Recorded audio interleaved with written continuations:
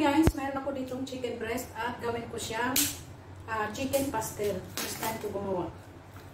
Kadalasan kasi, ang ginagawa ko lang dito sa breast, tinitimplan ko lang siya ng tuyo, tapos parang stir fry lang. Ngayon, try natin gawin pastel. Pero linisin ko muna siya, ugasan ko siya, lagyan ko siya ng suka at saka asin para mawala yung lansa. Ayan guys, nalinis ko na at ilagay na natin siya dito sa pinakulong tubig. At lagyan na natin siya ng sibuyas at saka bay leaves. Pakuluan lang natin ng mga 30 minutes siguro. Lagyan din natin siya ng pamintang buo at saka asin. Kunting asin lang. Luto na siya guys. Ilipat natin sa plato at palamigin. Saka natin siya kunis-kunison. Ano sa English ang kunis-kunison? Yan. Tapos, igisa natin sa sibuyas at bawang. Yun lang. Tapos may tuyo. Simple lang. Ganun lang nakita ko. Gumawa ng chicken pastel. Ayan guys, anuhin na natin ang ating manok. Kunis-kunison na nato ng maliliit. Kunis-kunison talaga. Tapos, nag-ready na ako ng sibuyas at luya at saka bawang.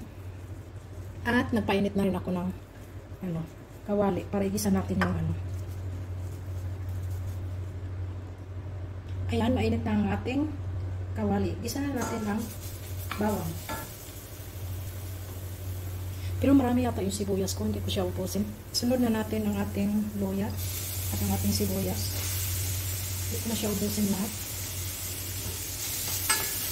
Pero masarap naman. Ubusin ko na nga lang. Magulo ka talaga. Ayan, igisa natin siya hanggang mag-brown. At ayan, ready na ang ating chicken. Ayan guys, tostado na ang ating sibuyas. Nilagay na natin ang ating manok. Haluin. At maya-maya lagyan natin siya ng tuyo. Itutostado na natin. Ayan, lagyan na natin siya ng tuyo guys. Pero kunti lang kasi may timpla na yung manok. Nilagyan ko ng asin kasi yung habang pinapakulo ko nilagyan ko ng asin. Lagyan natin siya ng kunting paprika.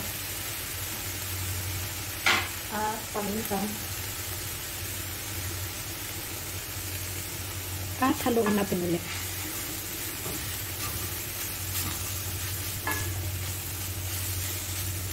Ayan na, nahalo ko na. At lagyan natin siya ng tubig mula sa ating pinagpakuluan. Para hindi siya mag-dry. Kunti lang. Tapos haluin natin ulit. Ayan. Medyo nakakangalay nga lang guys. Panay halo. Ayan.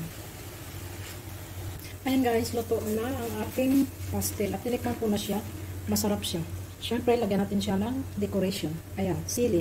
Kahit hindi naman tayo kakain ng sili, lagyan natin siya dyan. Ayan lang. Thank you for watching. Bye-bye. Ingat ang lahat.